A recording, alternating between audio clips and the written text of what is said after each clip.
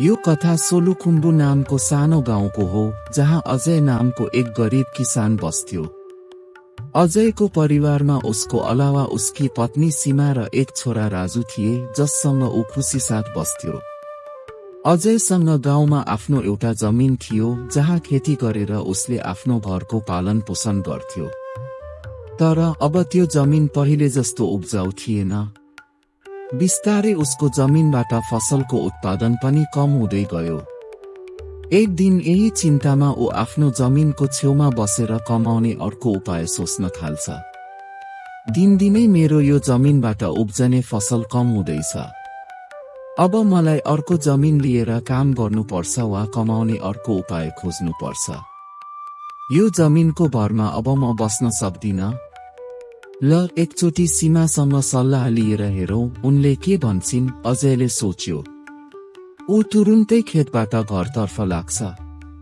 घर पुगेर उसले सबैभन्दा पहिले सीमालाई बोलाउँछ। सीमा, यहाँ आऊ त, तिमीसँग जरुरी कुरा गर्नु छ। अजयको आवाज सुनेर सीमा आउँछिन् र भन्छिन्, बोल्नुस्, के कुरा हो? सीमा, तिमीलाई थाहा छ हाम्रो जमिन अब पहिले जस्तो उब्जाउ छैन। यदि मैले धेरै मल हाल्ने कोसिस गरे भने माटो झन बिग्रन सक्छ। त्यसैले म सोचिरहेको छु केही समयका लागि यो जमिनमा खेती गर्न छोडिदिउँ। हरेक वर्ष अलि मल हाल्दै जान्छु, जसले गर्दा केही वर्षपछि यो जमिन पहिले जस्तै उब्जाउ होस्। अनि फेरि खेती सुरु गर्छु, अजयले भन्यो। हो, यो ठीक हुन्छ। यसले तपाईको जमिन पनि राम्रो रहन्छ र त्यसमा उब्जने फसल पनि, सीमाले भनिन्। हो, तर त्यतिन्जेल म के गरौं? मेरो त अर्को जमिन छैन। घरको खर्च र राजुको पढाइका लागि पैसा कहाँबाट ल्याउँ? अजयले सोध्यो। तपाई एउटा काम किन गर्नुहुन्न? गाउँको जमिदार काकासँग एकचोटि भेट्न जानुस्। उहाँ धेरै राम्रो र नेकदिल हुनुहुन्छ।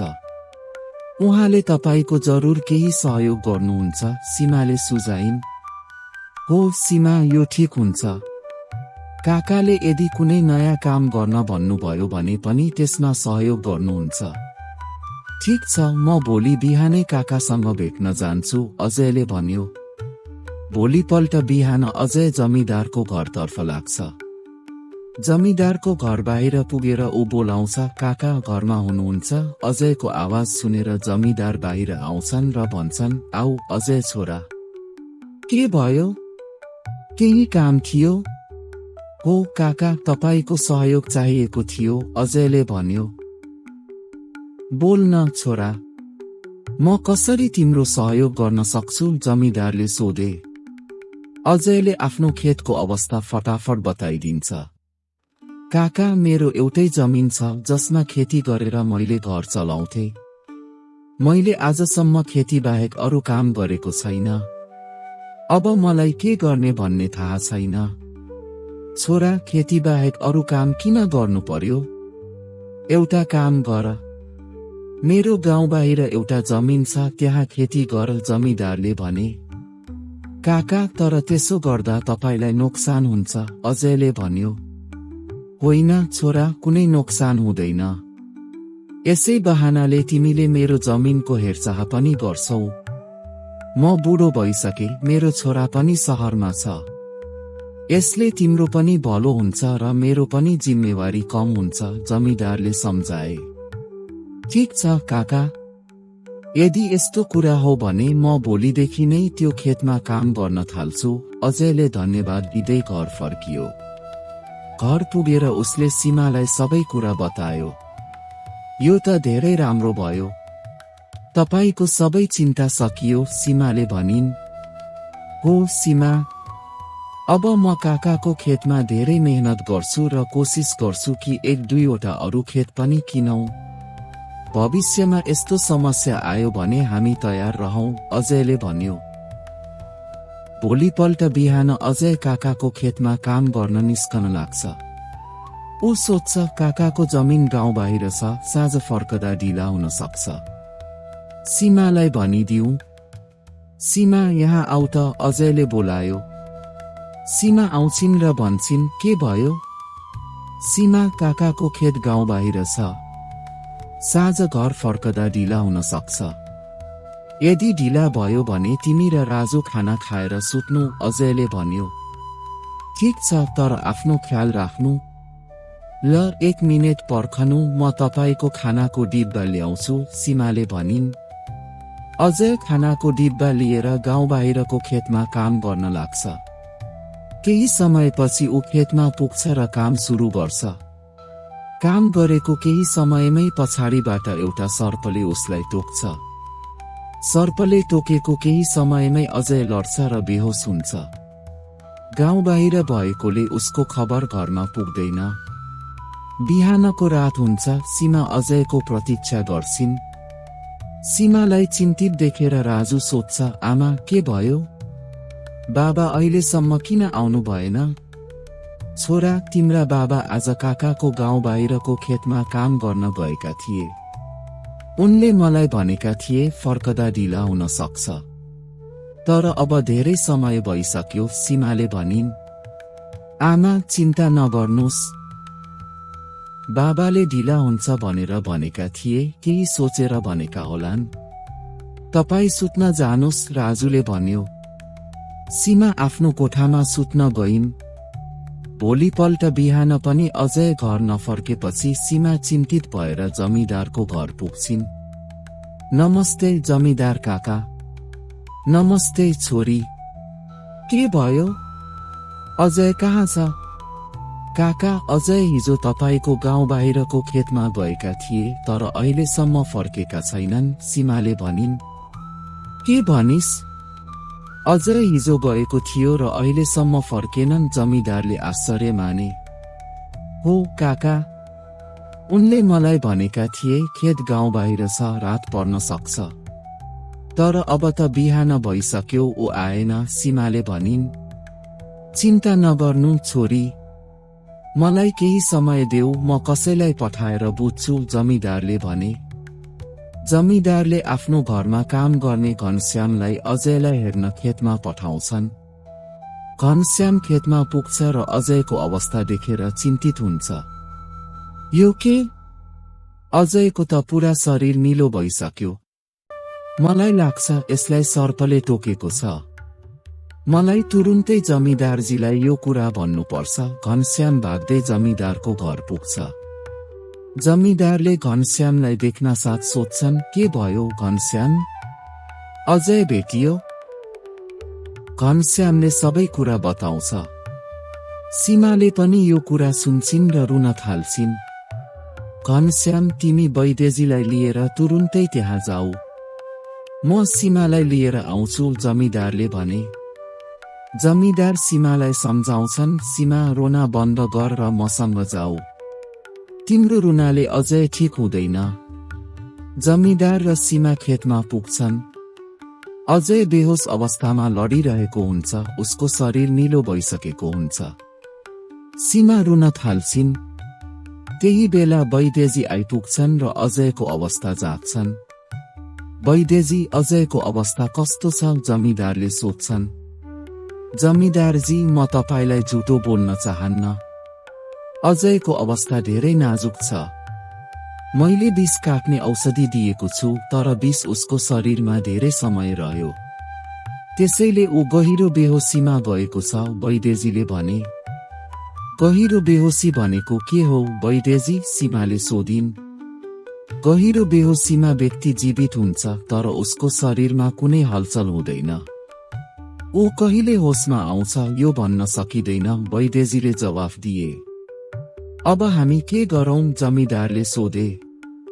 मैले केही औषधि दिएको छु, समय समयमा पानीमा मिसाएर दिनुस्। बाँकी त भगवानको हातमा छ, वैद्यजीले भनेर औषधि दिएर गए।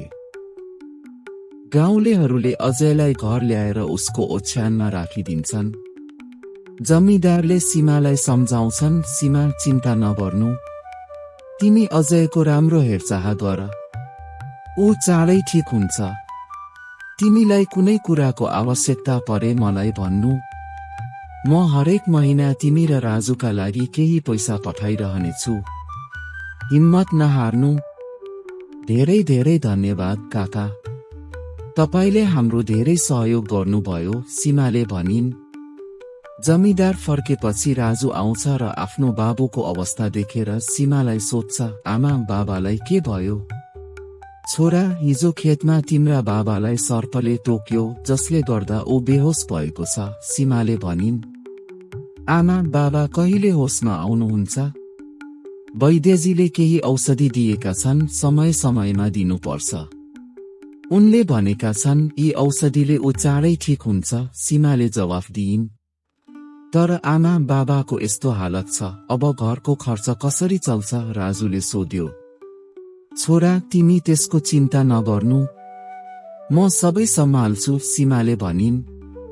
होइन आमा, तपाईले के गर्नुहुन्छ? तपाई बाबाको हेरचाह गर्नुहुन्छ, घर सम्हाल्नुहुन्छ कि खर्च चलाउनुहुन्छ? तपाई बाबा र घरको ख्याल राख्नुस्, म खेतमा काम गरेर घरको खर्च चलाउँछु, राजुले भन्यो। राजुको कुरा सुनेर सीमा भावुक भइन्।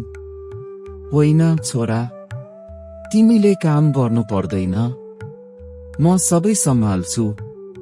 तिमी पढाइमा ध्यान देऊ। तिम्रा बाबाको सपना छ तिमी ठूलो अफसर बन। म तिमीलाई त्यो बनाएरै छोड्छु, जति मेहनत गर्नु परे पनि, सीमाले भनिन् र राजुलाई पढ्न पठाइन्। मैले अब केही गर्नै पर्छ। अझै ठिक होस् भनेर पर्खन सक्दिन। म आफै खेती गर्छु र सम्भव भए अरू काम पनि खोज्छु, सीमाले सोचिन्। भोलिपल्ट बिहान सीमा जमिदार कहाँ पुग्छिन्। नमस्ते जमिदार काका। नमस्ते छोरी। अजयको अवस्था कस्तो छ? काका, अजयको अवस्था उस्तै छ। मलाई तपाईको सहयोग चाहिएको छ, सीमाले भनिन्। बोल न छोरी, म कसरी सहयोग गर्न सक्छु? काका, तपाईले अजयलाई काम गर्न दिएको जमिनमा मलाई काम गर्न अनुमति दिनुस्, ताकि म घरको खर्च र राजुको पढाइ चलाउन सकूं, सीमाले भनिन्। छोरी, तिमीलाई त्यहाँ काम गर्नु पर्दैन। म छु न, म हरेक महिना तिम्रो घरको खर्च पठाइदिन्छु, जमिदारले भने। होइन काका, तपाईले धेरै सहयोग गर्नुभयो। अब तपाई मलाई आफ्नो खेतमा काम गर्न अनुमति दिनुस्। म आफै काम गरेर घर चलाउँछु, सीमाले जिद्दी गरिन्। जमिदारले धेरै सम्झाउने कोसिस गरे, तर सीमा मानिनन्। अन्तमा जमिदारले सोचे, सीमा मेरो कुरा मान्दिन। तर यदि ऊ त्यति टाढा काम गर्न गइन् भने अजयको हेरचाह गर्न सक्दिन। म उसलाई गाउँभित्रको मेरो जमिनमा काम गर्न दिन्छु, ताकि ऊ खेतमा काम पनि गरोस् र घरको पनि ख्याल राखोस्। ठिक छ छोरी, म तिमीलाई मेरो खेतमा काम गर्न अनुमति दिन्छु, तर तिमीले मेरो एउटा कुरा मान्नुपर्छ। तिमीलाई गाउँ बाहिरको खेतमा काम गर्नु पर्दैन। मेरो तिम्रो घर नजिकै एउटा खेत छ, त्यहाँ काम गर। त्यसले तिमी घर र अजयको दुवैको ख्याल राख्न सक्छौ, जमिदारले भने। काका, यो त झन् राम्रो हुन्छ। यसले मेरो धेरै सहयोग हुन्छ, सीमाले भनिन्। छोरी, तर एउटा सानो समस्या छ। त्यो खेत बाहिरको खेतभन्दा अलि सानो छ, जमिदारले भने। त्यसमा केही फरक पर्दैन काका। त्यो खेत मेरो घर नजिक छ, यो नै ठूलो कुरा हो। म खेतमा काम गर्नुका साथै अरूको घरमा पनि काम सुरु गर्छु, ताकि त्यो पैसाले राजुको पढाइको खर्च निकाल्न सकूं, सीमाले भनिन्। छोरी, तिमीलाई यति धेरै काम गर्नु पर्दैन, जमिदारले भने। काका, मलाई काम गर्नै पर्छ। अजयको सपना थियो राजु पढेर ठूलो मान्छे बनोस्। यदि मैले मेहनत गरिन भने त्यो सपना अधुरो रहन्छ। राजुको पढाइ र घर चलाउन मलाई यो जिम्मेवारी उठाउनै पर्छ, सीमाले भनिन्। सीमाको संकल्प र साहस देखेर जमिदार भावुक भए। ठिक छ छोरी, तिम्रो मेहनत देखेर मलाई विश्वास छ तिमी अवश्य सफल हुन्छौ। म तिम्रो हरसम्भव सहयोग गर्छु। कडा मेहनत गर, भगवान पनि तिम्रो साथमा छन्, जमिदारले भने। सीमाले जमिदारको गाउँभित्रको खेतमा काम सुरु गरिन्। बिहान खेतमा काम गर्थिन् र दिउँसोपछि गाउँका घरहरूमा सरसफाई र खाना पकाउने जस्ता साना काम गर्थिन्। बिस्तारै उनको मेहनतले रङ ल्यायो। खेतमा राम्रो फसल भयो जसले उनको घर चल्न थाल्यो। अरूको घरमा काम गरेर कमाएको पैसा उनले राजुको पढाइमा खर्च गर्न थालिन्। छोरा, म चाहन्छु तिमी मन लगाएर पढ। तिम्रा बाबाको सपना छ तिमी अफसर बन। म तिम्रा लागि हरेक कठिनाई पार गर्छु, सीमाले राजुलाई भनिन्। आमा, म कडा मेहनत गर्छु। एक दिन म बाबाको सपना पूरा गरेर देखाउँछु, राजुले जवाफ दियो। सीमाको मेहनत र त्यागले गाउँलेहरू पनि प्रेरित भए। उनीहरूले देखे कसरी एउटी आमाले आफ्नो परिवारका लागि हरेक कठिनाईको सामना गरिरहेकी छिन्। यही बीचमा अजयको अवस्था बिस्तारै सुध्रिन थाल्यो। वैद्यजीको औषधि र सीमाको हेरचाहले विषको असर कम हुँदै गयो। एक दिन अचानक अजयलाई होस आयो।